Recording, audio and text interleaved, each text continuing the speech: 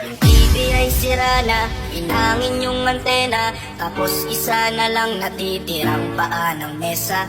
Yung refrigerator, kung dati masagana, ngayon wala nang kalaman-laman, puro daga pa. At ang damitan natin ay puno ng gagamba, na sa tuwing sinisilip ko, mas lalong namimiss kita.